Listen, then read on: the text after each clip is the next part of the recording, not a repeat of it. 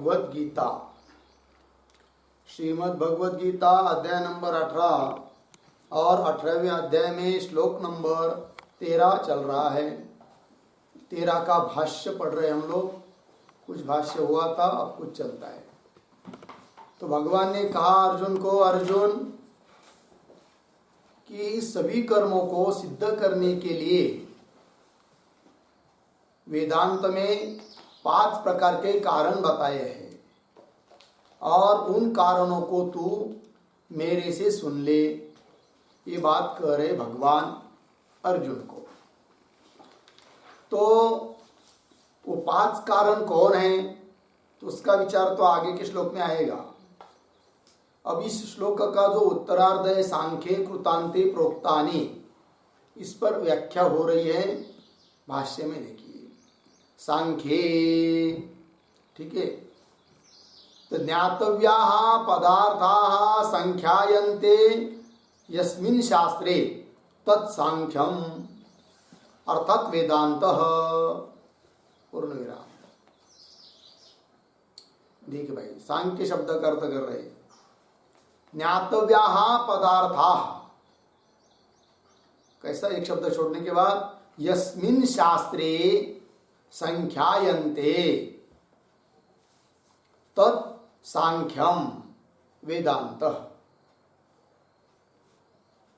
ज्ञातव्याः पदार्थ, जानने योग्य पदार्थ, उन पदार्थों का जिस शास्त्र में गणना की गई है उस शास्त्र को बोलेंगे सांख्य शास्त्र अर्थात वेदांत शास्त्र। तो संख्यायन्ते, ज्ञातव्याः पदार्था यस्मिन् शास्त्रे संख्यायन्ते। संख्यायन्ते मतलब गण्यन्ते।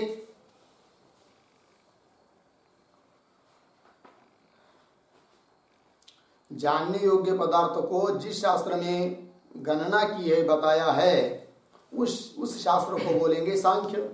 अब सांख्य शास्त्र से कोई कपिल शास्त्र, कपिल मुनि प्रणीत शास्त्र उसको न लेवे, इसलिए भाष्यकार ने कह दिया यहाँ पर सांख्यम का अर्थ है वेदांत। ठीक,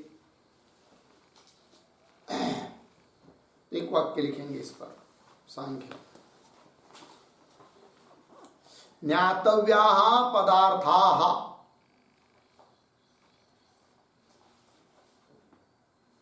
ज्ञातव्याः पदार्थाः प्रकृति महदहंकारादयः,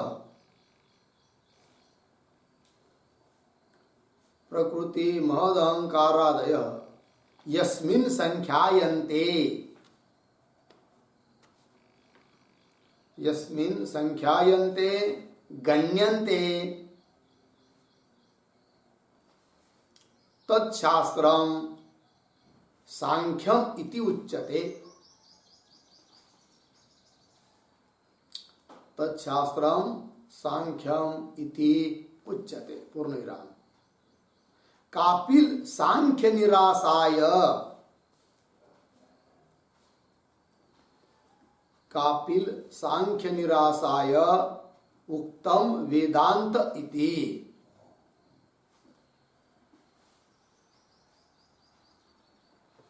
पूर्ण विराम। वेदांत शास्त्रम इत्यर्थः। वेदांत शास्त्रम इत्यर्थः। उत्तर मीमांसा इति यावत्। उत्तर मीमांसा इति यावत्। ठीक है, देखिए भाई अर्थ।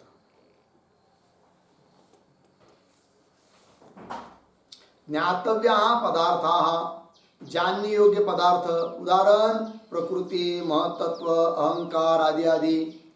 यस्मिन् संख्यायन्ते गण्यन्ते, जिस शास्त्र में इनकी गणना की जाती है उस शास्त्रों को बोलते हैं सांख्य शास्त्र। कोई सांख्य शब्द से कापिल सांख्य, कपिल मुनि प्रणीत सांख्य शास्त्र न लेवे, उसका निराश करने के लिए भाष्यकार ने सांख्यम करके लिख दिया वेदांत। वेदांत शास्त्र, ये बात हुई, अर्थात उत्तर मीमांसा। ठीक, चलिए भाई, तो सांख्य शास्त्र में इन 5 कारणों को बताया है, यह अर्थ हुआ फिर वाक्य का। अब वो सांख्य, इसका एक विशेषण दिया है कृतांते। ये कृतांत ऐसा विशेषण क्यों दिया, क्या बात है, तो उसको भी भाष्यकार स्पष्ट कर रहे। देखिए, कृतांते इति तस्य एव विशेषणम। कृतांत यह उस सांख्य का ही क्या है जी? विशेषण है। कृतांति इति तस्य एव विशेषणम। लेकिन अर्थ क्या है उसका? तो अर्थ बता रहे, कृतम इति कर्म उच्यते। कृतम, कृतांत शब्द का विचार चल रहा है, उसमें कृतम शब्द का अर्थ क्या है? कर्म। कृतम शब्द से क्या अर्थ लेना है? कर्म। और आगे तो अंत, फिर आगे तस्य अंतः बराबर कृतस्य परिसमाप्ति। तस्य अंत, इसका अर्थ क्या कर दिया? कृतस्य परिसमाप्ति ही। और कृत शब्द ने क्या लिया? कर्म, अर्थात कर्म की परिसमाप्ति जिसमें होती है वो हुआ सांख्य कृतांत, है कि नहीं? सांख्य शास्त्र कृतांत शास्त्र, ठीक है कि नहीं? यद्यपि कर्म की समाप्ति ज्ञान में होती है, इसलिए ज्ञान को कृतांत शब्द से बोला जाता है, किंतु उस ज्ञान का प्रतिपादन जिस शास्त्र में किया है उस शास्त्र को भी बोलते हैं क्या? कृतांत शास्त्र। कर्म की परिसमाप्ति जहाँ होती है ऐसा बताने वाला शास्त्र कृतांत शास्त्र, वेदांत शास्त्र।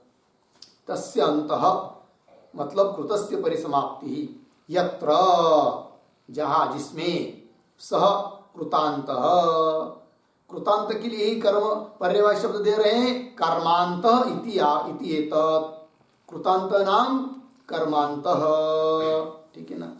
बोलेंगे कैसी समाप्ति हो जाती है सभी कर्मों की यहाँ पर इस शास्त्र में, अर्थात ज्ञान में अथवा ज्ञान में? तो बता रहे, यावानर्थ उदपाने सर्वतः संप्लुतोदके, है कि नहीं? और सर्वम कर्माखिलम पार्थ ज्ञाने परिसमाप्यते। हे पार्थ, सर्वम अखिलम सर्वम कर्म ज्ञाने परिसमाप्यते। ज्ञान प्राप्त हुआ तो सभी कर्मों की इति कर्तव्यता हो गई। अब कोई कर्म करने की जरूरत नहीं है। जो फल सभी कर्मों के द्वारा मिलता है उससे कई गुना अधिक फल मिल गया। किसमें? ज्ञान में। ज्ञान प्राप्त होने पर मोक्ष मिल गया, सच्चिदानंद परमात्मा की प्राप्ति हो गई। इसका मतलब सभी कर्मों का क्या हुआ? अब अंत हुआ। अंत हुआ मतलब उसके बाद अब कर्म करने की जरूरत ही नहीं है, ठीक है ना? तो ज्ञान में परिसमाप्ति होती है किसकी? सभी कर्मों की। इसलिए ज्ञान को कहेंगे कृतांत, है कि नहीं? किंतु उस ज्ञान का प्रतिपादन करने वाला ये वेदांत शास्त्र है, इसलिए उस शास्त्र को भी कहेंगे क्या? कृतांत, ठीक है? परिसमाप्यते इति आत्मज्ञाने संजाते सर्वकर्मणाम निवृत्तिम दर्शयते। यहाँ पर बताया है सर्वम कर्माखिलम पार्थ इत्यादि जगहों पर कि आत्मज्ञाने संजाते, आत्मज्ञान होने पर सभी कर्मों की निवृत्ति दिखाई है। लग गया जी? चलिए, तो यहाँ पर कृतांत कर्मांत ये जो शब्द आए थे उस संदर्भ में एक थोड़ा सा लिखेंगे, छोटी सी।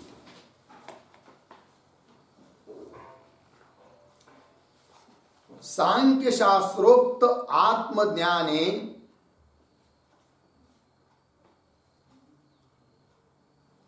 सांख्य शास्त्रोक्त आत्मज्ञाने सर्वकर्म समाप्ति सद्भावात्,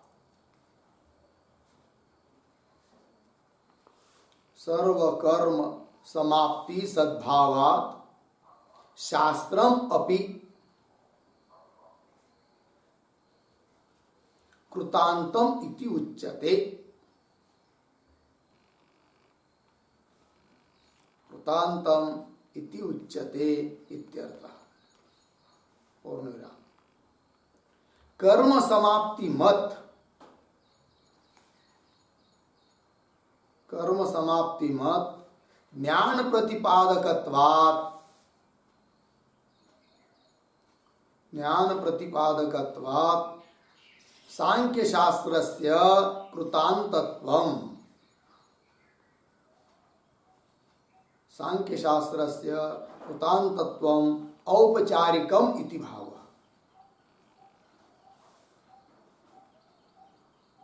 औपचारिकम इति भाव, पूर्ण विराम। यद्वा, यद्वा कृतस्य अंतः समाप्ति कृतस्य अंतः समाप्ति ज्ञाने भवति, ज्ञाने भवति इति अयम अर्थः, इति अयम अर्थः यत्र प्रतिपाद्यते, इति अयम अर्थः यत्र प्रतिपाद्यते तत् कृतांतम इति उच्यते। कृतांतम इति उच्यते पूर्णेन। ज्ञाने कर्मणः परिसमाप्तिं,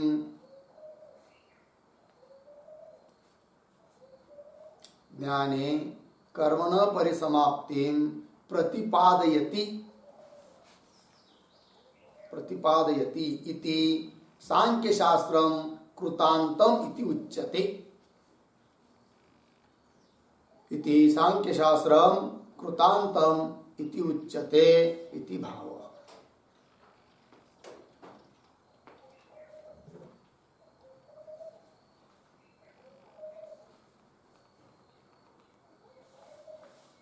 ठीक है, देखिए भाई, सांख्य शास्त्रोक्त जो आत्मज्ञान है, उस आत्मज्ञान में सभी कर्मों की परिसमाप्ति होती है, इसलिए शास्त्र को भी कृतांत बताया। उसको स्पष्टीकरण कर रहे कि कर्म समाप्ति मत ज्ञान प्रतिपादकत्वात्, कर्म समाप्ति मत कौन है? ज्ञान। सभी कर्मों की समाप्ति होती है ज्ञान में, और उस प्रकार के ज्ञान का प्रतिपादक सांख्य शास्त्र होने के कारण उस सांख्य शास्त्र को भी कृतांत शब्द से बोल दिया औपचारिक रूप से, क्योंकि मुख्य शब्द कृतांत शब्द का अर्थ मुख्य क्या हुआ? ज्ञान। किंतु उस ज्ञान का प्रतिपादन करने वाला होने से शास्त्रों को भी बोल दिया कृतांतम औपचारिकम इति भाव। क्यों? कृतस्य अंत समाप्ति ज्ञाने भवति। कृतस्य, कृतस्य शब्द का अर्थ तो कर दिया है कर्म, तो कर्म का अंत समाप्ति ज्ञान में होती है। इति अयम अर्थ यत्र प्रतिपाद्यते, सभी कर्मों की परिसमाप्ति ज्ञान में होती है। इस प्रकार का अर्थ जिसमें प्रतिपादन किया जाता है तत् कृतांतम इति उच्यते। उस शास्त्र को भी कृतांत शब्द से बोलेंगे, बोलते हैं।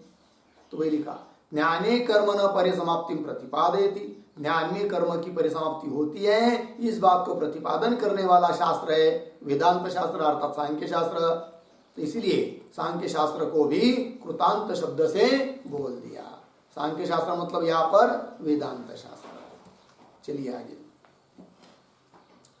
हो गया ना भाई।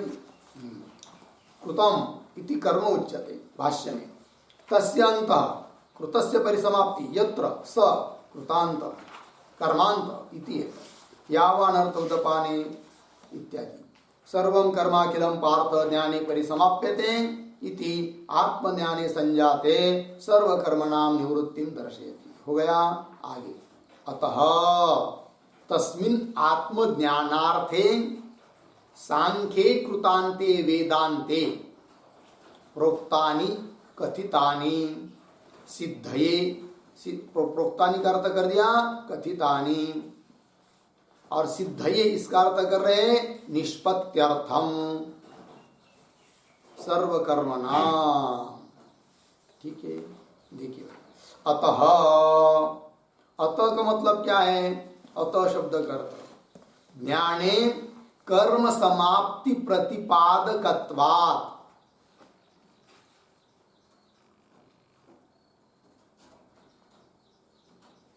ज्ञाने कर्म समाप्ति प्रतिपादकत्वात्। ज्ञान में सभी कर्मों की परिसमाप्ति बताया है, इसलिए अतः तस्मिन् आत्मज्ञानार्थे सांख्ये कृतान्ते वेदांते, है कि नहीं? सांख्य शास्त्र अर्थात कृतांत शास्त्र अर्थात वेदांत शास्त्र, उसमें क्या जी? तो सांख्ये कृतान्ते वेदांते, इसके बाद कैसा बढ़ेंगे? अंतिम का शब्द सर्वकर्मणाम,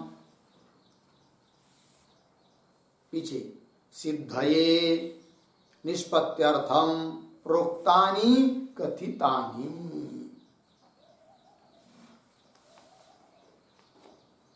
ठीक है जी।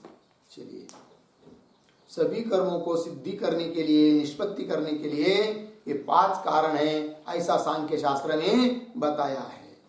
यहाँ पर आत्मज्ञानार्थे सांख्य ऐसा शब्द आया ना, तो आत्मज्ञानार्थे पद पर लिखते थे सांख्यम आत्मज्ञानम,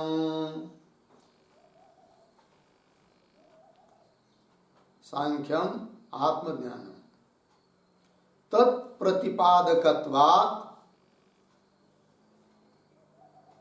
तत्प्रतिपादकत्वात् शास्त्रम अपि सांख्यम इति उच्यते, शास्त्रम अपि सांख्यम इति उच्यते इत्यर्थः। पूर्णविराम। आत्मज्ञानम एव अर्थः,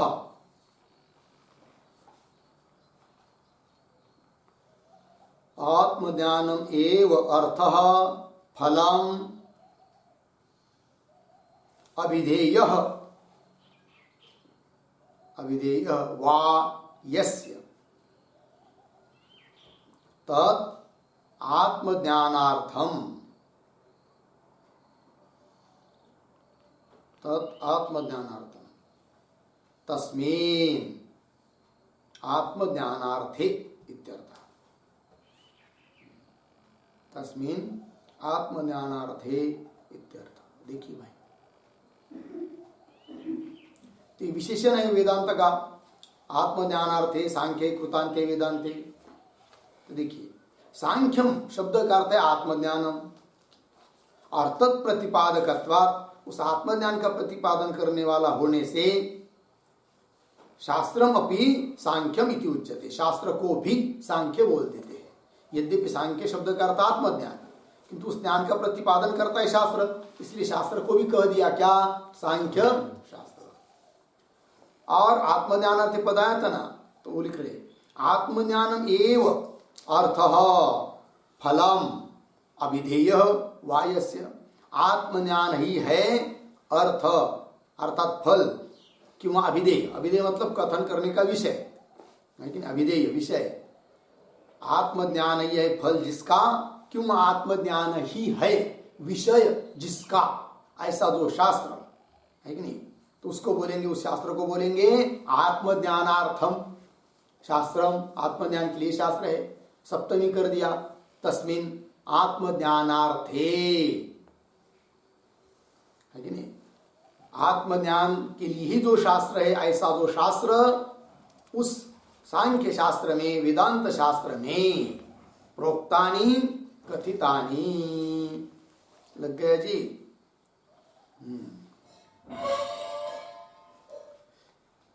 तो क्या लिखा है, आत्मज्ञानार्थे सांख्ये कृतांते वेदांते सर्वकर्मणाम सिद्धये निष्पत्त्यर्थम प्रोक्तानि कथितानि। तो सर्वकर्मणाम निष्पत्त्यर्थम, तो क्या है सब, तो लिखते ही वाक्य सर्वकर्मणाम निष्पत्तौ,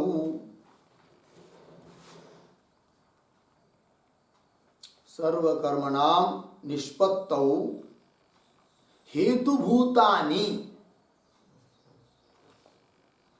हेतुभूतानि सांख्य शास्त्र प्रसिद्धानि, सांख्य शास्त्र प्रसिद्धानि पंच कारणानि, पंच कारणानि सन्ति,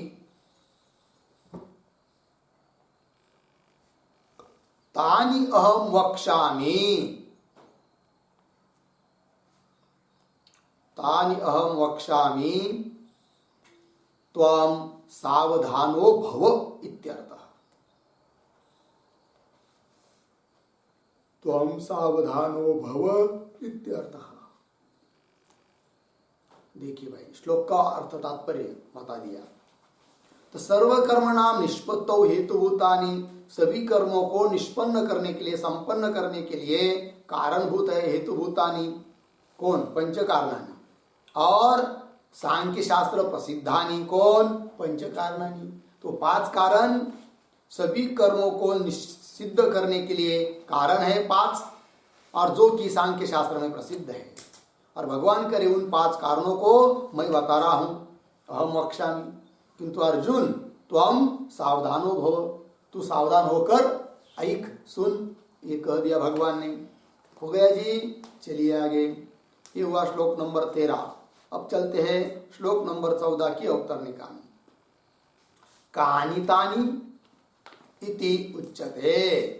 कानितानि मतलब वो 5 कारण कौन से हैं कि जो सभी कर्मों को सिद्ध करने के लिए कारण है और जिसका उल्लेख वर्णन शास्त्र में किया है, जिसको भगवान बताना चाहते हैं, वो 5 कारण कौन से हैं? इति उच्यते, तो उत्तर दे रहे श्लोक के माध्यम से। अधिष्ठानम तथा कर्ता, अधिष्ठानं तथा कर्ता, करणं च पृथग्विधम्, करणं च पृथग्विधम्, विविधाश्च पृथक् चेष्टा, विविधाश्च पृथक् चेष्टा, दैवं चैवात्र पञ्चमम्, दैवं चैवात्र पञ्चमम्।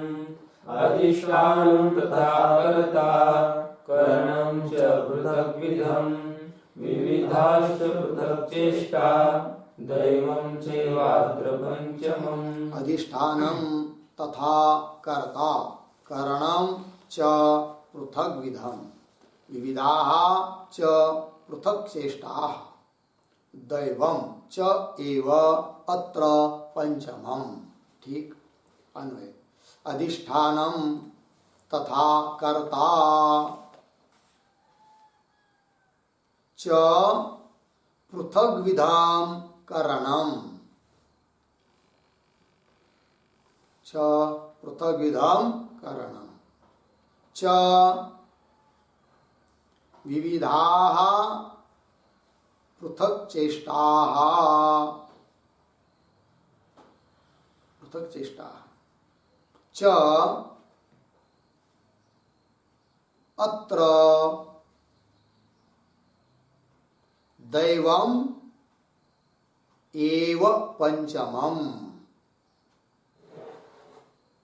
दैवम् एव पंचमम्।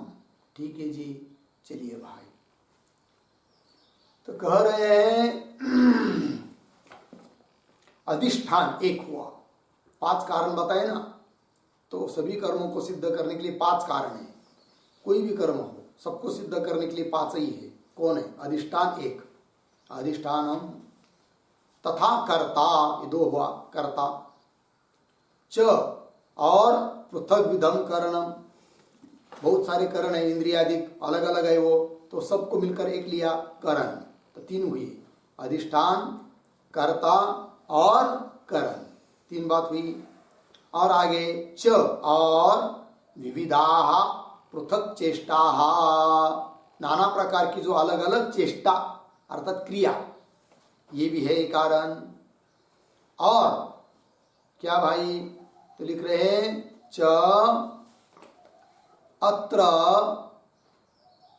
दैवम एव पंचमम, 5 की संख्या पूर्ण करने वाला 5वां कारण है कौन? दैव। दैव शब्द का अर्थ भाष्यकार करेंगे क्या? अनुग्राहक देवता।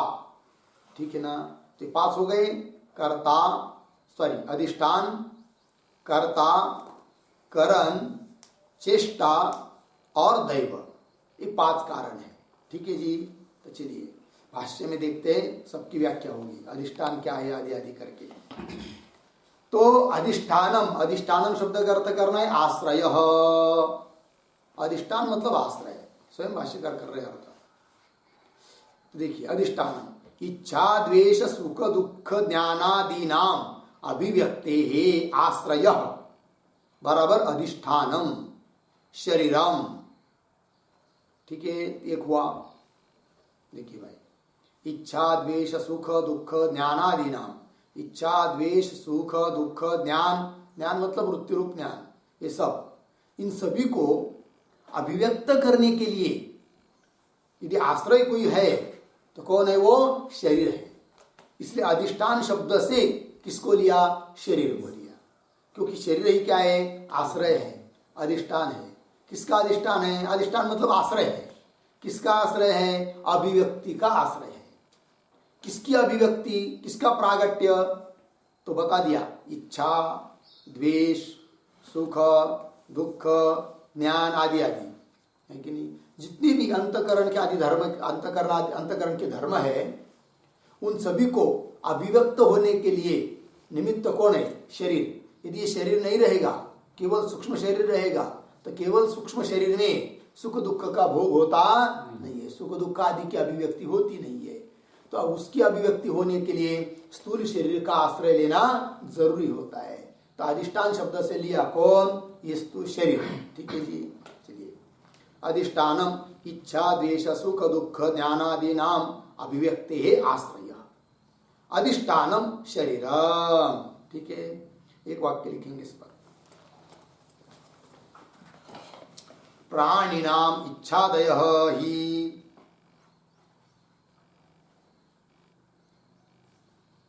प्राणिनाम इच्छादयः हि शरीरे अभिव्यज्यन्ते। शरीरे अभिव्यज्यन्ते अर्धेरा भोगायतनत्वात् शरीरस्य भोगायतनत्वात् शरीरस्य पूर्णविराम। सुषुप्ति मृति मूर्छासु सुषुप्ति मृति मूर्छासु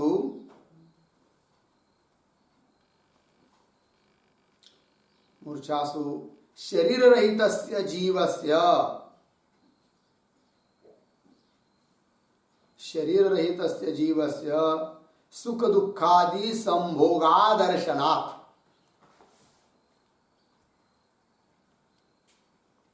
सुख दुखादि संभोगादर्शनात् पूर्णविराम। तस्मात्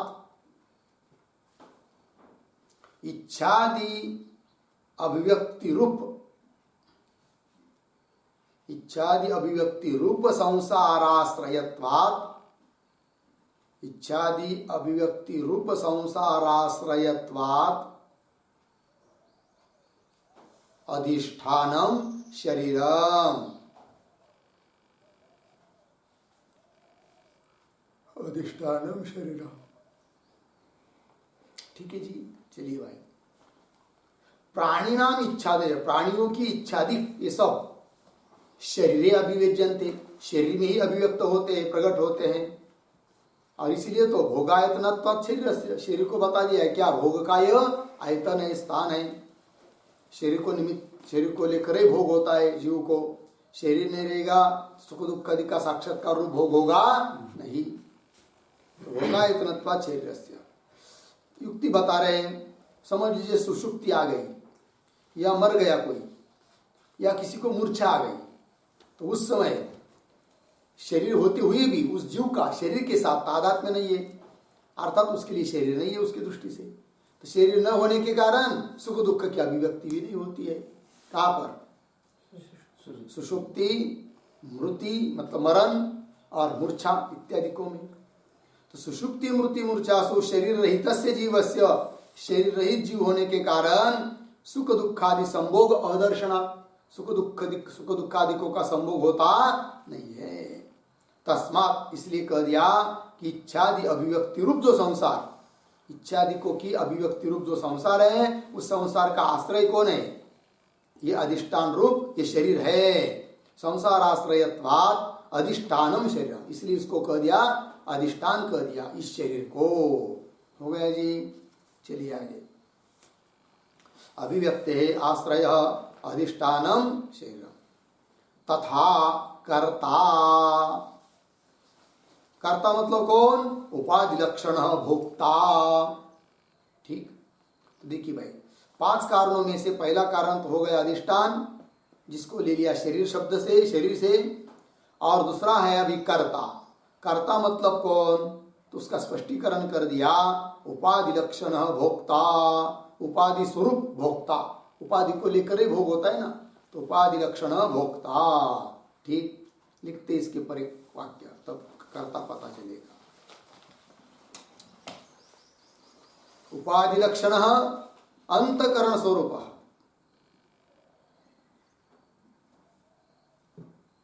उपाधिलक्षण अंतकरण स्वरूप पूर्ण विराम। अहम वृत्ति इदम वृत्ति इति अंतकरणम द्वेधा।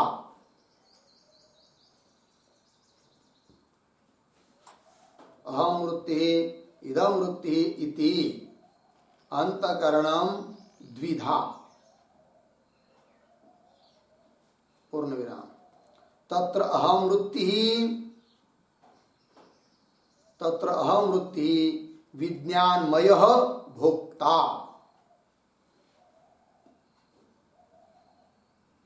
विज्ञानमय भोक्ता अर्धविराम। इदम वृत्ति तो मनः करणम। मनः करणम इति विवेकः। इति विवेकः पूर्ण विराम। तस्मात् अहंकारः कर्ता। अहंकारः कर्ता पूर्ण विराम। तेन ही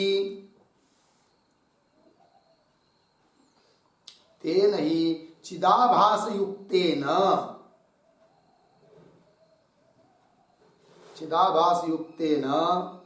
देहादि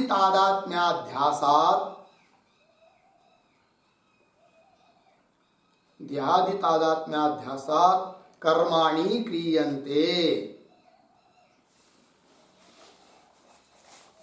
कर्माणि क्रियन्ते अर्धविराम।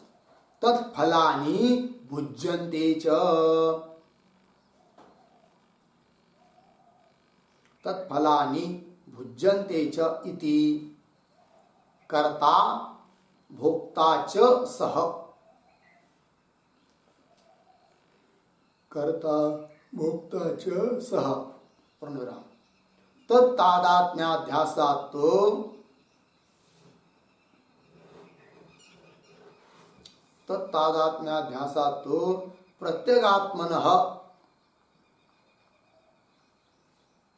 प्रत्यगात्मनः कर्तृत्व भोक्तृत्वापत्तिः।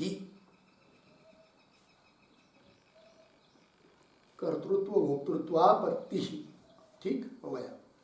अर्थ देखिए भाई, तो भाष्य में आया है कर्ता शब्द को लिखते समय उपाधि लक्षण भोक्ता।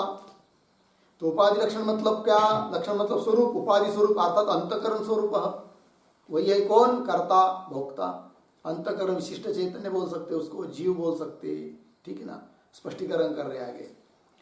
तो एक बात ये आएगी कि वो यदि करता है और करण के अंतर्गत मन भी आता है, लेकिन अंतकरण स्वरूप जो है वही भोक्ता है, और अंतकरण क्या?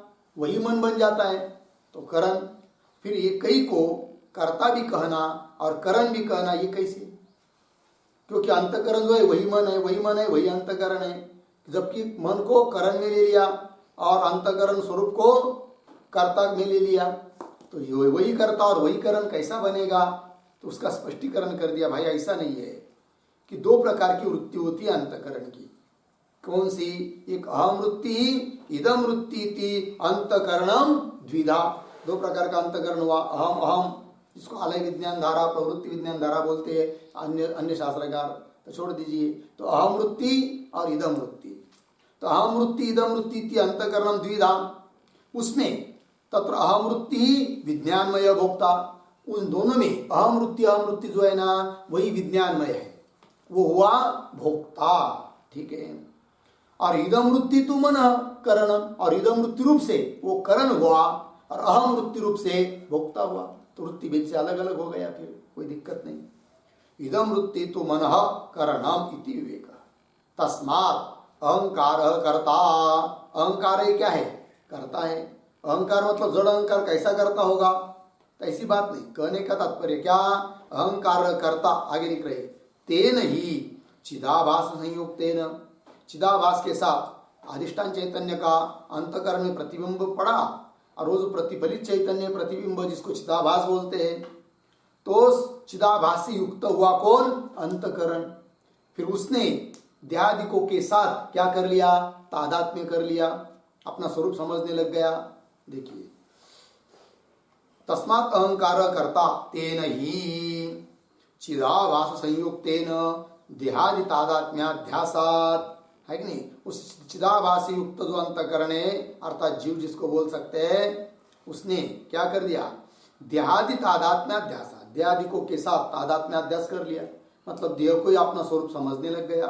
अध्यासात कर्माणि क्रियन्ते, क्रियन्ते किम क्रियन्ते, कर्माणि क्रियन्ते, केन क्रियन्ते, चिदाभास युक्तेन तेन कर्माणि क्रियन्ते, कस्मात् कारणात् तेन चिदाभास युक्तेन कर्माणि क्रियन्ते, देहादि तादात्म्याध्यासात् चिदाभास संयुक्तेन तेन कर्माणि क्रियन्ते। देहादिकों के साथ तादात्म्याध्यास होने के कारण चिदाभास युक्त वो जो जीव अंतकरण विशिष्टा चैतन्य है उसको वह कर्माणि क्रियन्ते, और केवल कर्म ही करता है वो, ऐसा बात नहीं। चिदाभास युक्त जो चिदाभास युक्त अंतकरण फिर क्या, तत्फलानि भुज्यन्ते च, कर्म करता है और उसके फल को भी भोगता है। इति, ऐसा होने से कर्ता भोक्ता च सह, वही करता है और वही भोगता है। ठीक, इसलिए भाष्यकार ने अर्थ करते समय क्या कर दिया, उपाधि लक्षण भोक्ता, अर्थात जो करता है वही भोगता है। ठीक, तत्तादात्म्याध्यासात् तो प्रत्यगात्मनः कर्तृत्व भोक्तृत्वापत्ति, तत्तादात्म्याध्यासात् उस देहादिकों के साथ तादात्म्याध्यास होने के कारण प्रत्यगात्मा वस्तुता देखा जाए तो साक्षी है, तो भी उसमें कर्तृत्व भोक्तृत्व की प्राप्ति हो गई। वास्तविक को कर्ता भोक्ता ये बात भी नहीं, किंतु उपाधि का संबंध आया, देहादिकों के साथ तादात्म्य हुआ, कर्म करने लग गया, उसका फल भोगने लग गया और स्वयं को समझ रहा है मैं करता हूं भोगता हूं। इसीलिए उस प्रत्येक आत्मा में कर्तृत्व भोक्तृत्व की क्या हो गई, प्राप्ति हो गई, अध्यासमूलक प्राप्ति हो गई। तो कहने का तात्पर्य वो जो प्रत्येक आत्मा है अर्थात चिदाभास युक्त अंतःकरण है वो हुआ कर्ता। थोड़ी में कहना हो तो जीव क्या हुआ, कर्ता। जीव मतलब शुद्ध चैतन्य नहीं, उपाधि सहित चैतन्य, वो हुआ क्या, कर्ता। तो दो बात पता चली, क्या क्या, अधिष्ठान और कर्ता। ठीक, आगे चलिए भाष्य में, कर्णम च श्रोत्रादिकम च श्रोत्रादिकम करणम, और उन 5 कारणों में से तीसरा कारण बताने जा रहे हैं, क्या, श्रोत्रादिकम च करणम, श्रोत्रादिक इंद्रिय ये सब क्या है, करण है। उसको लिख रहे आगे और स्पष्ट कर रहे हैं, शब्दादि उपलब्धये, आपकी पुस्तक में वाक्य नहीं होगा, छपा नहीं होगा, गीता प्रेस की पुस्तक में वाक्य लिख सकते हैं, शब्दादि उपलब्धये पृथक विधम नाना प्रकारम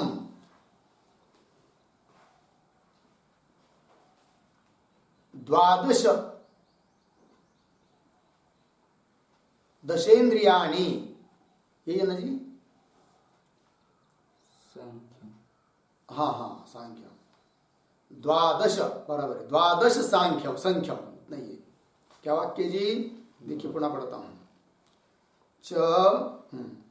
करणम श्रोत्रादिकम, श्रोत्रादिकम के आगे शब्दादि उपलब्धये पृथक विधम नाना प्रकारम द्वादशम संख्यम, ये हुआ। ठीक है जी, तो देखिए भाई, श्रोत्रादिकम शब्दादि उपलब्धये, शब्द इत्यादि विषयों की उपलब्धि के लिए पृथक विधम, पृथक विधम मतलब नाना प्रकारम, अनेक प्रकार के, कितने प्रकार, द्वादश संख्यम, द्वादश नाम 12 है संख्या जिनकी, ऐसे वो हुई करण।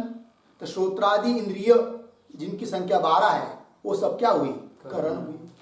अब वो 12 संख्या कौन है भाई, तो 10 इंद्रिय तो प्रसिद्ध ही है, 5 ज्ञानेन्द्रिय, 5 कर्मेंद्रिय, और उसमें के साथ जो जोड़ना है मन और बुद्धि, तो कितनी हुई, 12, तो 12 करण हुई।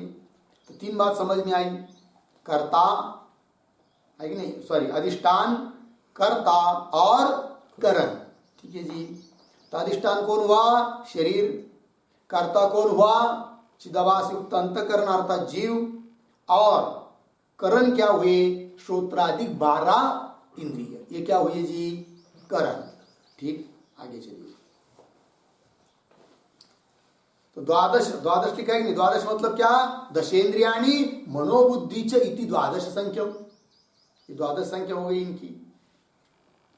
आगे चलेंगे भाष्य में। विविधा च पृथक चेष्टा,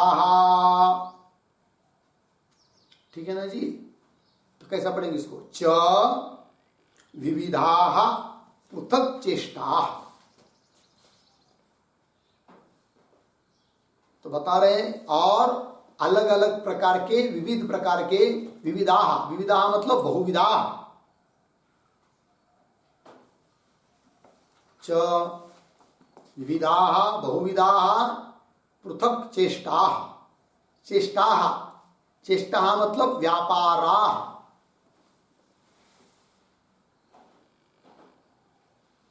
ठीक, चलिए भाई, अब प्रश्न होगा कि ये 5 बता रहे, 5 कारण बता रहे, किसके लिए? सभी कर्मों को सिद्ध होने के लिए 5 कारण है। तो 5 कारणों में से पहला तो समझ में आया, शरीर अधिष्ठान। दूसरा हुआ कौन? कर्ता। तीसरा हुआ करण, ये यहाँ तक तो कोई दिक्कत नहीं। किंतु चौथा बता रहे कौन सा? चेष्टा। और चेष्टा शब्द का अर्थ क्या होता है? क्रिया। और ये क्या बता रहे हैं? सभी कर्म के लिए, सभी क्रिया के लिए, सभी कर्म के लिए कारण ये 5 है। तो क्रिया के लिए क्रिया कैसी कारण हो जाएगी फिर? क्योंकि 5 के अंतर्गत चेष्टा आ गई, जिसको व्यापार लिख दिया। तो बोल रहे भाई, चेष्टा शब्द से यहाँ पर व्यापार अर्थ है, किंतु किसका व्यापार, कौन व्यापार लेना है वो समझो, तब दिक्कत नहीं होगी। तो कौन व्यापार है? तो भाष्यकार ने लिख दिया, च विविधा पृथक चेष्टा। चेष्टा कौन? वायवीया, लेकिन वायवीय चेष्टा, वायु के संबंध से होने वाली चेष्टा। मतलब कौन है वो? आगे लिख रहे, प्राणापानाद्याः। तो 5 प्राण है कि नहीं? प्राण, अपान, समान, उदान, व्यान, इनकी क्रिया लेनी है चेष्टा शब्द से। क्योंकि शरीर में यदि प्राण नहीं रहेगा तो कोई कार्य होगा नहीं। तो प्राण भी जरूरी है ना, श्वासोश्वास चलना चाहिए। तो ये भी सभी कर्मों के लिए कारण है। हो गया जी, प्राणापानाद्याः। लिखते इसके ऊपर एक वाक्य, वायो प्राणवायो, वायो प्राणवायो इयं वायव्याः।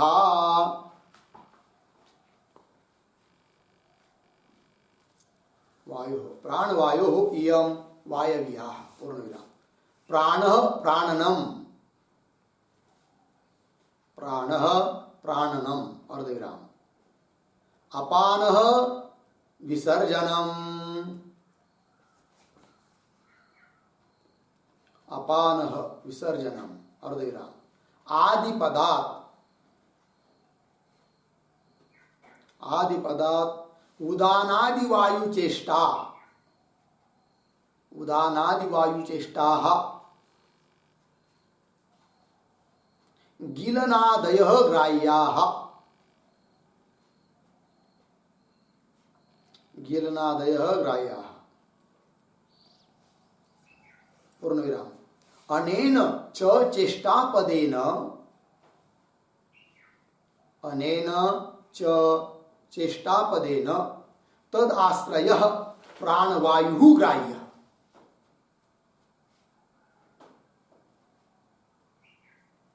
तदाश्रयः प्राणवायुः ग्राह्यः। पूर्णविराम।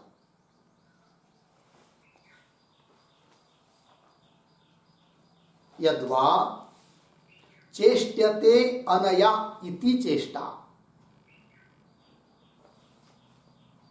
चेष्ट्यते अनया, अने चेष्ट्यते अनया इति चेष्टा, अर्धविराम।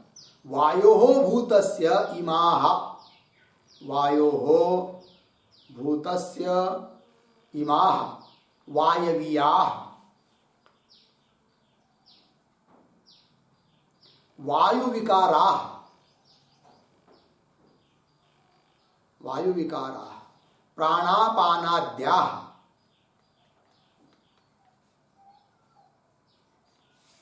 प्राणापानाद्याः प्राणापानादि वायवः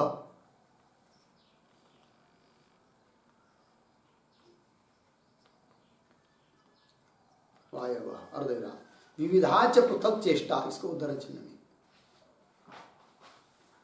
विविधाश्च पृथक चेष्टा इति अनेन उच्यन्ते इत्यर्थः।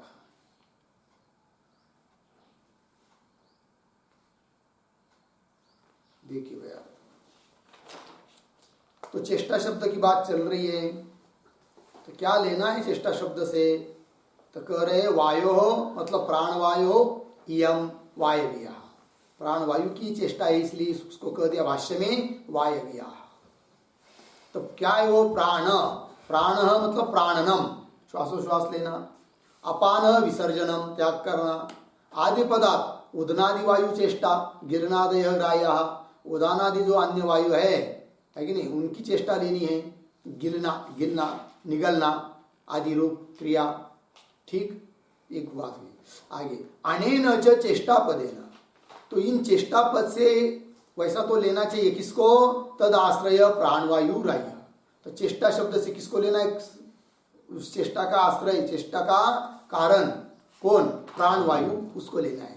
तो 5 कारणों में एक कारण चेष्टा, चेष्टा शब्द से कौन आया? प्राणवायु। ये हुआ क्यों?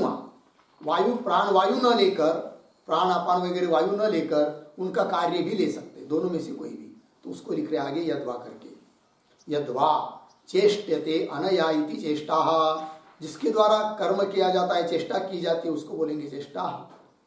मतलब कौन है वो? तो वायु भूतस्य इमाः वायव्याः, वायु भूत का ये विकार है, तो वायव्याः मतलब वायु विकाराः। कौन है वो?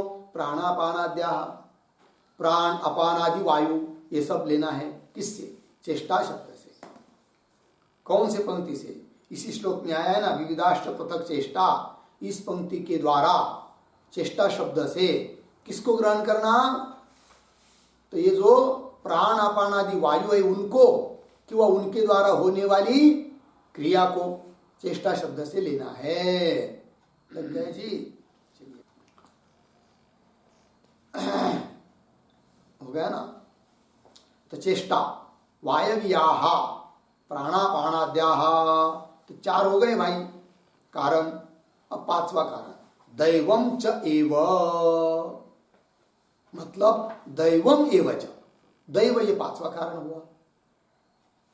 अत्र, अत्र मतलब एतेषु चतुर्षु, पंचमम, पंचमम का अर्थ कर रहे हैं पंचानाम पूरणम। ठीक, अत्र पंचमम ये प्रतीक है, अत्र मतलब इन चारों में, पंचमम मतलब 5 संख्या पूर्ण करने वाला, अर्थात 5वां कारण कौन? तो वही लिख रहे हैं पंचानाम पूरणम। कौन है वो? आदित्यादि चक्षुरादि अनुग्राहकम, तो चक्षुरादि अनुग्राहकम आदित्यादि, ऐसा लेना है। चक्षुरादि के ऊपर अनुग्रह करने वाला जो आदित्यादि देवता है उनको लेना है दैव शब्द से, क्योंकि इंद्रियों के प्रति अनुग्राहक देवता नहीं रहेगी इंद्रियों की, तो भी इंद्रियों के द्वारा कोई क्रिया कर्म काम हो नहीं सकता, दैव भी जरूरत है, ये कह दिया। ठीक है जी? तो एक शब्द लिखेंगे, एक वाक्य लिखेंगे इस पर, अन्नमय अधिष्ठानम। अब स्पष्ट विभाग करके बता रहे हैं, लिखिए अन्नमय अधिष्ठानम अर्धविराम, अर्धविराम प्राणमय चेष्टा, प्राणमय चेष्टा अर्धविराम मनोमय करणम, मनोमय करणम अर्धविराम विज्ञानमय कर्ता, विज्ञानमय कर्ता इति बोध्यम, इति बोध्यम पूर्णविराम दैवम आदित्यादि, आदित्यादि आदि पदार्थ, आदि पदार्थ दिग्वात प्रचेत, दिग्वात प्रचेत अश्वी वन्नी, अश्वी वन्नी, उपेंद्र, इंद्रोपेंद्र, पेंद्रम, पेन है ना, मित्रादि ग्रहणम, वन वन्नी वन्नीन्द्र उपेंद्र मित्रादि ग्रहणम, पूर्ण विराम। चक्षुरादित्यादि पदार्थ,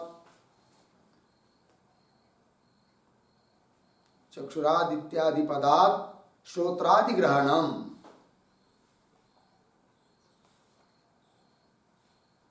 श्रोत्रादि ग्रहणम, पूर्ण विराम। आदित्यादि देवतानुग्रहात् एव, आदित्यादि देवतानुग्रहात् एव चक्षुरादयः, चक्षुरादयः स्व स्व कार्यम, स्व स्व कार्यम निर्वर्तयन्ति, स्व स्व कार्यम निर्वर्तयन्ति इति अनुग्राहकत्वम, इति अनुग्राहकत्वम चक्षुरादीनां दैवस्य, चक्षुरादीनां दैवस्य। हो गया जी, देखिए भाई अर्थ। तो अधिष्ठानम, अन्नमय अधिष्ठानम, तो अन्नमय जो कोश है ना शरीर, ये हुआ अधिष्ठान 5 कारणों में से, और चेष्टा भी आए 5 में, तो चेष्टा शब्द से कौन, प्राणमय, तो प्राणमय हुआ चेष्टा। और करण भी आया है, तो मनोमय करणम, और कर्ता शब्द आया है, तो कर्ता से क्या लेंगे, विज्ञानमय कर्ता इति बोध्यम। हो गया जी। तो क्या हुआ, अधिष्ठान, चेष्टा, करण और कर्ता, लग गया ना। और 5वां बताया है दैव, तो दैवम कौन है, आदित्यादि, ठीक है ना। आगे तो आदि पदार्थ, आदित्यादि, भाष्य में भी आया ना आदित्यादि, आदित्यादि आदि शब्द से कौन लेंगे, बाकी की इंद्रियों की देवता, दिख, दिशा, वात, वायु आदि आदि, दिशा, वात, प्रचेत, अश्विनी कुमार, वन्नी, है कि नहीं, इंद्र, उपेंद्र, वन्नीन्द्र, उपेंद्र, ऐसा शब्द था ना, इंद्र, इंद्र रह गया क्या, वन्नी, इंद्र, उपेंद्र, मित्र आदि ग्रहणम, ये सब लेने हैं। और भाष्य में चक्षुरादि अनुग्राहकम ये पद आया था, तो चक्षुरादि वाक्यादि पद से क्या लेंगे, तो चक्षुरादि इत्यादि, चक्षुरादि इत्यादि पदार्थ श्रोत्रादि ग्रहणम। हो गया। तो आदित्यादि देवतानुग्रहात् एव चक्षुरादय, आदित्य मतलब सूर्य, उन इंद्रियों की देवता, उन देवताओं का अनुग्रह रहेगा तभी इंद्रिय अपना अपना काम कर सकते हैं, अन्यथा नहीं करेंगे। आदित्यादि देवतानुग्रहात् एव चक्षुरादय स्व स्व कार्यम निर्वर्तयन्ति संपादयन्ति इति अनुग्राहकत्वम चक्षुरादीनां दैवस्य, इति दैवस्य चक्षुरादीनां अनुग्राहकत्वम। इस प्रकार से दैव क्या है, चक्षुरादियों के ऊपर अनुग्रह कराने वाला है। हो गया जी। तो 5 कारण हो गए। फिर सभी कर्मों को सिद्ध करने के लिए 5 कारण बताए। कौन कौन, अधिष्ठान, कर्ता, करण, चेष्टा और दैव। ठीक, आगे चलते हैं। श्लोक नंबर 15 में शरीर वांग मनोभिर्यत् कर्म प्रारभते नरः न्याय्यं वा विपरीतं वा पंचैते तस्य हेतवः शरीरवाङ् मनोभिर्यत् कर्म प्रारभते नरः न्याय्यं वा विपरीतं वा तस्य हेतवः शरीर वांग मनोभिः यत् कर्म प्रारभते नरः न्याय्यं वा विपरीतं वा पंच एते तस्य हेतवः। अन्वय नरः नरः शरीर वांग मनोभिः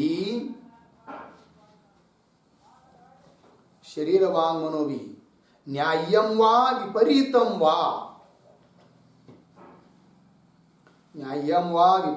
वा यत् कर्म प्रारभते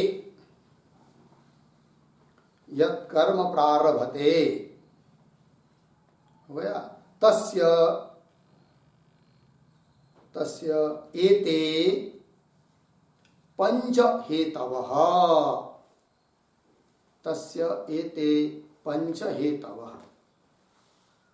ठीक है जी।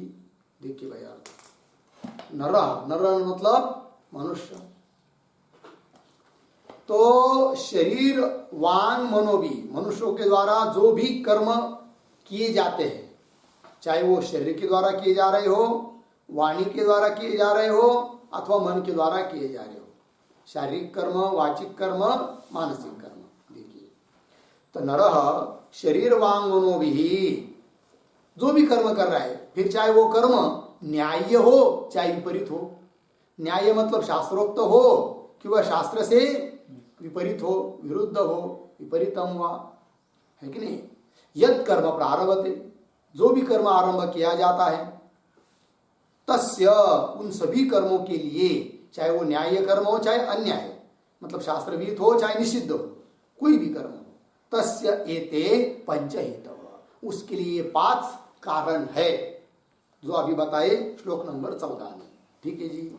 चलिए भाष्य में शरीर वांग मनोभिः यत् कर्म त्रिभिः एतैः प्रारभते कर्त कर रहे निर्वर्तयति नरः न्याय्यम वा, तो न्याय शब्द का अर्थ कर रहे धर्म्यम शास्त्रीयम, विपरीतम वा विपरीत का अर्थ कर रहे अशास्त्रीयम अधर्म्यम। आगे यच्चपि, हाँ इतने को अर्थ कर लेते पहले, देखिए तो थोड़ा अन्वय करके पढ़ेंगे इतने भाग का है। तो शब्द आया है बीच में ही नरः, शुरू से आएंगे अभी।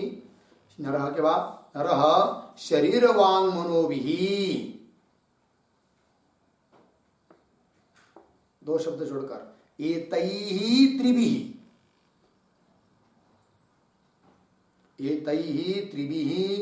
यत् कर्म प्रारभते निर्वर्तयति न्याय्यम वा, आगे सरल है, देखिए भैया अर्थ। नरः मनुष्य शरीर वांग मनोभी शरीर वाणी किंवा मन के द्वारा, ये तैहि त्रिभिः इन तीनों के द्वारा, यत् कर्म प्रारभते जिस कर्म का प्रारंभ करता है, जिस कर्म का मतलब शारीरिक कर्म, वाचिक कर्म किंवा मानसिक कर्म, जो भी कर्म हो, कर्म का आरंभ करता है अर्थ संपन्न करता है कर्मों को, प्रारभते निर्वर्तयति संपादयति, फिर वो कर्म न्याय्यम वा का अर्थ कर दिया धर्म्यम, शास्त्रीयम मतलब धर्ममय, पुण्य उत्पन्न कराने वाला शास्त्रीय कर्म हो, ठीक है ना, शास्त्र के द्वारा कहा हुआ हो। क्यों विपरीतम वा मतलब अशास्त्रीयम, जिस तो शास्त्रीय कर्म नहीं है, निषिद्ध है कि नहीं, शास्त्र की विरुद्ध है, जिसको बोल दिया अधर्म्यम, धर्म की विरोधी जो है, ऐसा अशास्त्रीय कर्म हो, कोई भी कर्म। तो यच्च अपि, ये तो हुआ शास्त्रीय कर्म चाहे अशास्त्रीय कर्म, फिर वो शरीर वाणी मन के द्वारा किया जा रहा है, तो सभी प्रकार का जो कर्म है कि नहीं जी, उन सबके लिए कारण है कौन, ये 5। ये बात हुई ना। तो और कह रहे भाष्यकार, ये न्यायम वा विपरीतम वा, इस कर्म से और कौन ले सकते हैं कर्म, तो उसको भी बता रहे हैं। यच्च अपि निमिषित चेष्टादि जीवन हेतु तद अपि पूर्वकृत धर्माधर्मयोः एव कार्यम इति न्याय विपरीतयोः एव ग्रहणेन गृहीतम। ठीक है जी, देखिए भाई अर्थ, यच्च अपि निमिषित चेष्टादि जीवन हेतु, तो जो शास्त्रीय अशास्त्रीय कर्म बताए और आगे कह रहे हैं यच्च निमिषित चेष्टादि। निमिषित चेष्टा मतलब क्या, जैसे आंखों का बंद करना खोलना, इस प्रकार की क्रियाएं है कि नहीं। निमिषित चेष्टादि कहने का हेतु जीवन हेतु, मतलब जीवन जीने के लिए जो भी स्वाभाविक क्रिया हो रही है कि नहीं, जिसको प्रायः शास्त्रीय अशास्त्रीय शब्द में नहीं ले लेते, सरल उदासीन क्रिया जिसको बोलते हैं, जैसे आंख को बंद करना खोलना या ऐसा खुजलाना, कहीं पर भी जो कुछ हो रहा है, ये सब क्रिया है, उसको भी लेना है।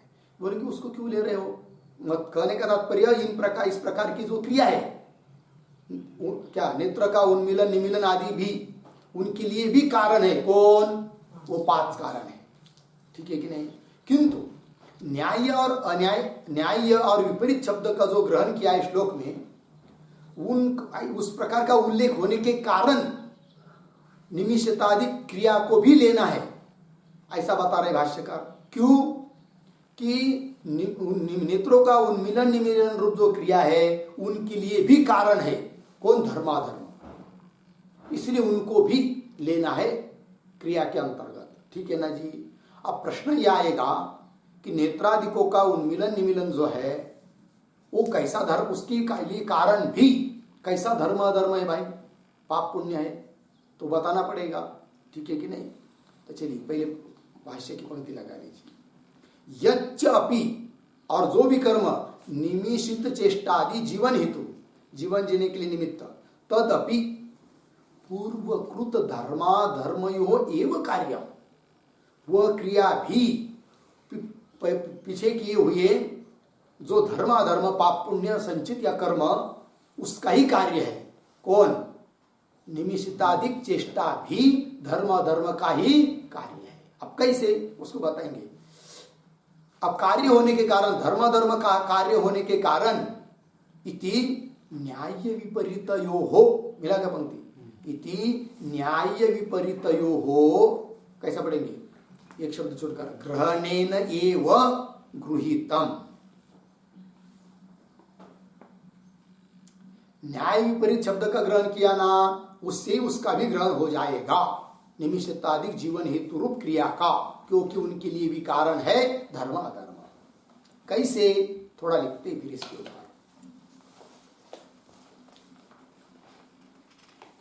यच्च निमेषादिकम, यच्च निमेषादिकम, और देख रहा, यच्च जीवन हेतु चेष्टितादिकम, यच्च जीवन हेतु चेष्टितादिकम,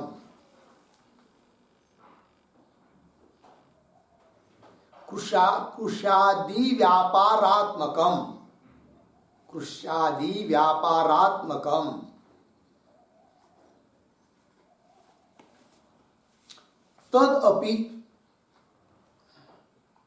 तदपि न्याय विपरीत शब्दाभ्याम, न्याय विपरीत शब्दाभ्याम एव गृह्यते।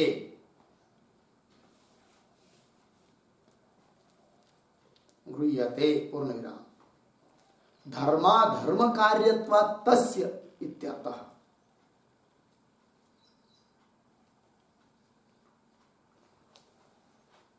धर्माधर्म कार्यत्वात् तस्य इत्यर्थः पूर्ण विराम।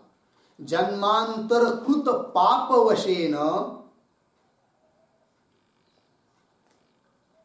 जन्मांतरकृत पापवशेन निमेषादि चेष्टा प्रतिबंध संभवात्, निमेषादि चेष्टा प्रतिबंध संभवात्, अंधादीनाम प्रतिबंध संभवात अंधादीनाम अर्धविराम तच्चेष्टा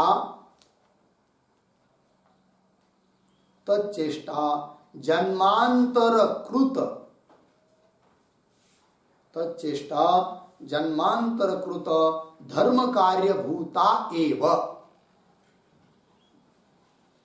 जन्मांतरकृत धर्म कार्यभूता एव इति निश्चेतुं शक्यते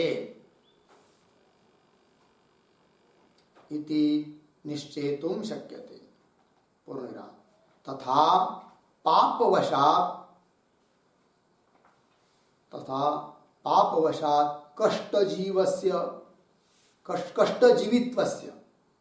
कष्टजीवित्वस्य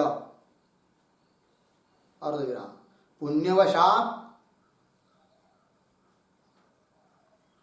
पुण्यवशात् सुखजीवित्वस्य च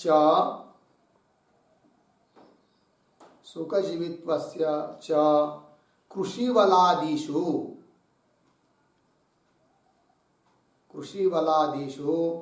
राजादिषु च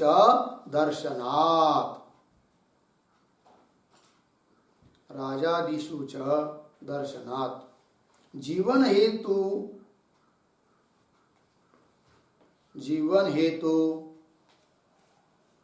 कर्म विशेषः अपि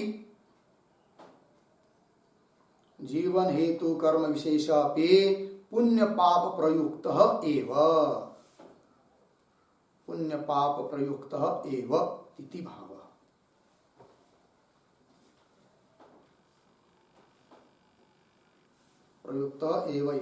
हो गया जी। देखिए भाई अर्थ यच्च निमेषादिकम यच्च जीवन हेतु चेष्टितादिकम कृष्यादि व्यापारात्मकम जो भी निमेषादिक है क्यों जीवन जीने के लिए जो भी चेष्टा है कृषि व्यापार वगैरह है कि नहीं कृष्यादि व्यापारात्मकम तदपि वो सब न्याय विपरीत शब्दाभ्याम एवं गृह्यते न्याय विपरीत शब्द के द्वारा ही उनका भी सबका ग्रहण किया जाएगा क्योंकि न्याय को क्या कह दिया था शास्त्रीयम अर्थात धर्म कार्यम पुण्य का कार्य और विपरीतम मतलब अशास्त्रीयम अर्थात अधर्म्यम अर्थात पाप का कार्य। तो पुण्य पाप का कार्य जो भी क्रियाकर्म है वो सब लेंगे फिर न्याय विपरीत शब्द से। और ये जो निमिषता आदि चेष्टा है और कृष्यादि व्यापार है और निमेषाधिक चेष्टा है कृष्यादि व्यापार है वो भी सब क्या है धर्म का ही कार्य है। इसीलिए उनको भी लेंगे न्याय विपरीत शब्द से। कहने का तात्पर्य यावत क्रिया सबके लिए कारण हो है वो कौन 5 कारण ये बताना है। ठीक है ना। पंक्ति देखिए चक्षुरादय नहीं होगा ना क्या कृष्यादि व्यापारात्मकम तदपि न्याय विपरीत शब्दाभ्याम एवं गृह्यते। क्यों धर्म कार्यत्वात् तस्य क्योंकि वो भी धर्म का कार्य है। अब प्रश्न ये आएगा कि निमिष आग का खोलना बंद करना ये भी धर्म का कार्य ये कैसे भाई। तो उसको भी लिख दिया युक्ति लिख दिया। जन्मा देखिए कोई अंधा व्यक्ति होता है तो उसको आग खोलना बंद करना उसके द्वारा हो सकता है क्या नहीं। क्यों इसका मतलब ये होता है कि उसका पीछे का पाप है और पाप होने के कारण उसको आंख नहीं मिला इसलिए आंख का निमिलन उन्मिलन भी नहीं हो रहा है। और जिसको आंख मिला है इसका मतलब उसका पुण्य है अर्थात पुण्य का ही कार्य है। ये सब क्रिया भी नेत्रा की क्रिया आदि वही लिखा जन्मांतर कृत पाप वशे न पीछे का किया हुआ जो पाप उसके निमित्त से निमेषादि चेष्टा प्रतिबंध संभवा। निमेषादि चेष्टा का क्या होता है प्रतिबंध होता है किसके लिए अंधादीना है कि नहीं पाप है। और तच्चेष्टा उस नेत्रों की चेष्टा जन्मांतर कृत धर्माधर्म कार्यभूता एवं इति निश्चेतुं शक्यते। और जिसकी नेत्र में चेष्टा हो रही है मतलब नेत्र में ही नहीं सभी प्रकार की चेष्टा हो रही है इसका मतलब उसका क्या है जी पुण्य है। तो वो पुण्य का कार्य है। और जिसमें नहीं हो रहा है पाप के कारण प्रतिबंध हो गया चेष्टा नहीं हो रही है। तो सभी क्रिया के लिए कारण कौन है धर्माधर्म ही है। तच्चेष्टा, हाँ हो गया ना, तदपि न्याय विपरीत तच्चेष्टा जन्मांतरकृत धर्म कार्य भूता एव इति निश्चेतुं शक्यते।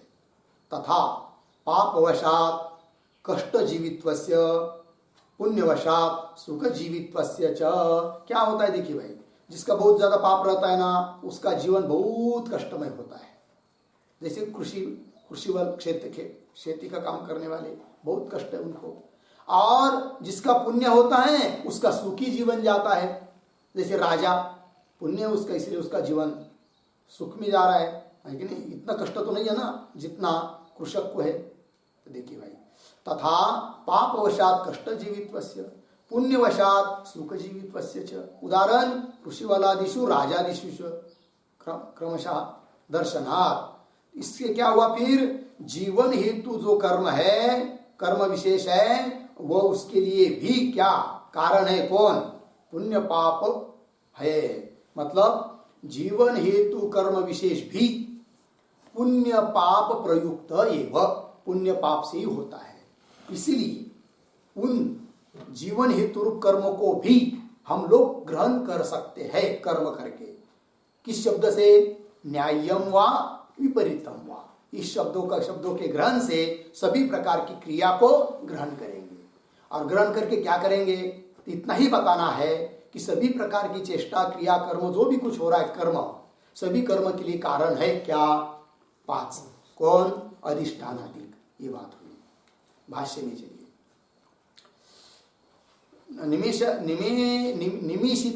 निमिषित चेष्टादि जीवन हेतु तदपि, वही है ना जी, यच्चपि निमिषित चेष्टादि जीवन हेतु तदपि पूर्वकृत धर्माधर्मयो एव कार्यम।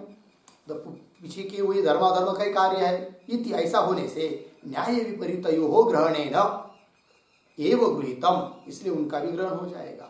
आगे पंच एते यथोक्ता है ना, तो कैसा पढ़ेंगे? एते यथोक्ता पंच, एते यथोक्ता पंच तस्य सर्वस्यैव कर्मणः हेतवः। हेतव शब्द का अर्थ कर रहे कारणानि। ठीक है जी, देखिए भाई, एते यथोक्ता पंच, जिन 5 का वर्णन श्लोक नंबर 14 में किया है, वो 5 तस्य सर्वस्यैव कर्मणः, अभी जो कर्म बताया न्याय्यम वा विपरीतम वा, उन सभी के सभी कर्म के लिए हेतु है, कारण है। ठीक है, तो कहने का तात्पर्य क्या हुआ इन 2 श्लोक से? कि जितना भी कर्म है उन सब के लिए कारण है कौन? अधिष्ठानादि 5। अब इस पर थोड़ा आक्षेप कर रहे, शंका कर रहे, फिर उसका समाधान भी करेंगे, तो उसका विचार हम लोग कल करते हैं। ओम पूर्णमदः पूर्णमिदं पूर्णात् पूर्णमुदच्यते पूर्णस्य पूर्णमादाय पूर्णमेवावशिष्यते। ओम शांति शांति।